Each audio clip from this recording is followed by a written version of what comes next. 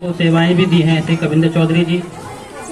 और जो परिचय मेरा भी कराया गया कि प्रचारक, तो वो जीवन पहले जी चुके ऐसे अपने राकेश गिरिजी भाई साहब। अभी हम जिस विद्यालय में है तो शिक्षा कोई भी हो तो त्रिकोणीय व्यवस्था पर आधारित रहती है। तो पहला कौन सा होता है उसका? तो पहला होता है जो मैनेजमेंट, वहाँ का विद्यालय, वहाँ की फैकल्टी, वहाँ के टीचर, वहाँ की व्यवस्था वाले।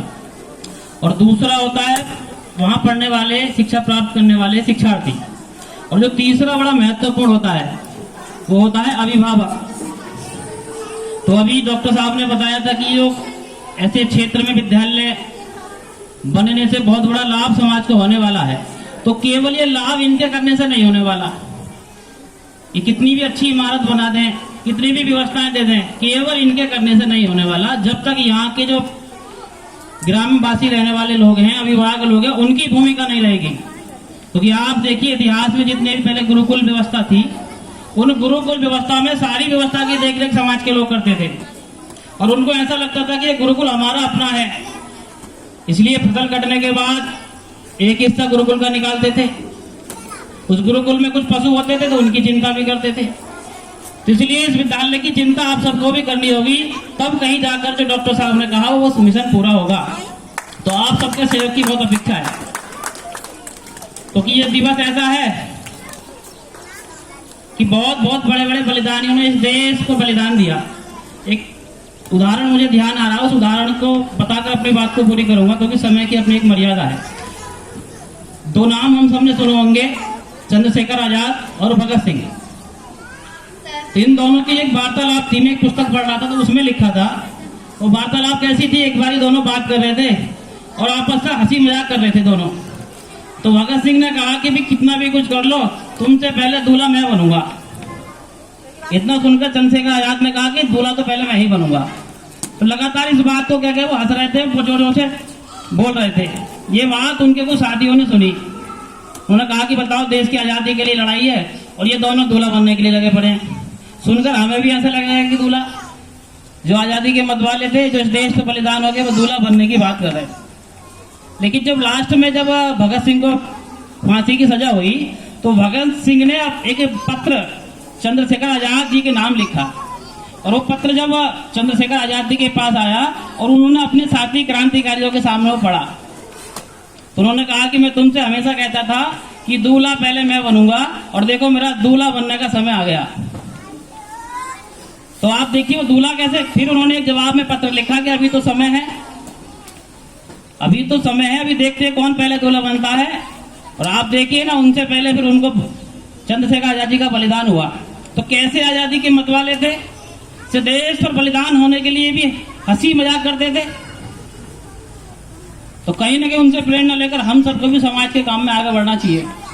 अभी आप देखिए छोटी सी बात और क्या क्या, क्योंकि अभी हम 15 अगस्त पर स्वतंत्रता दिवस मना ही रहे हैं, लेकिन एक दिवस कल पहले पूरे देश में कहीं ना कहीं कुछ और दिवस भी मनाया गया। इस आजादी की चकाचौंध में हमें 14 अगस्त की रात्रि को नहीं भूलना चाहिए।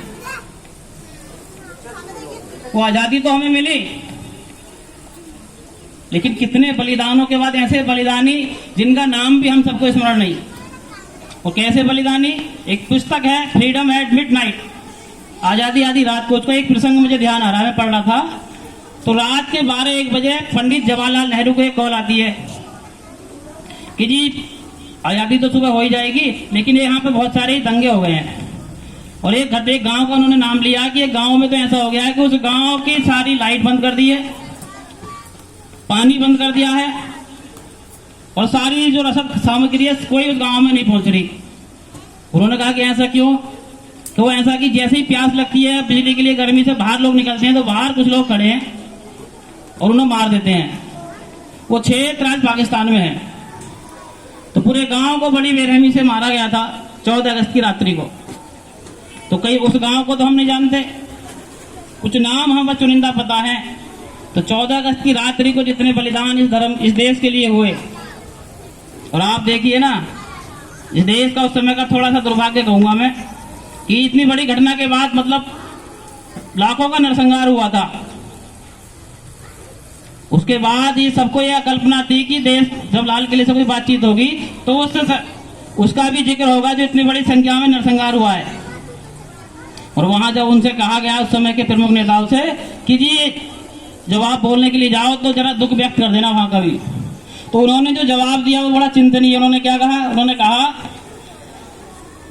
कि ये दुख की बात नहीं है, जिस प्रकार बच्चा जन्म लेता है उस समय तो महिला को प्रसव पीड़ा होती है और उसके बाद खुशी के लिए सब लोग तैयार होते हैं, तो उस पीड़ा को कोई नहीं देखते और पुत्र के बालक की प्राप्ति के लिए खुशियां मनाते हैं। तो ये खुशियां ऐसी हैं, आप कल्पना करके देखिए 14 अगस्त की रात्रि को लाखों लोगों ने देश पर बलिदान दिया, उसका दुख उस समय किसी को नहीं था।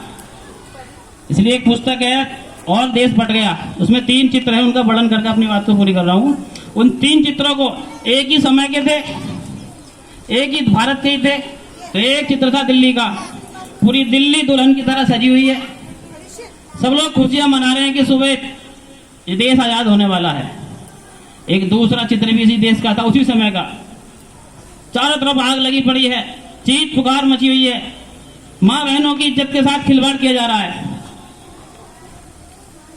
कट्टरपंथी सोच विचारों के लोग धार्मिक नारे लगा रहे हैं। और उसी समय एक चित्र और था, संघ के स्वयंसेवक, क्योंकि मेरा परिचय संघ के नाते कराया, संघ के एक स्वयंसेवक खाकी नेकर पहनकर काली टोपी लगाकर और उस क्षेत्र में जो क्षेत्र हमारे से चला गया उस क्षेत्र में रहने वाले लोगों को भारत वापस लाने के लिए प्रयास कर रहे हैं।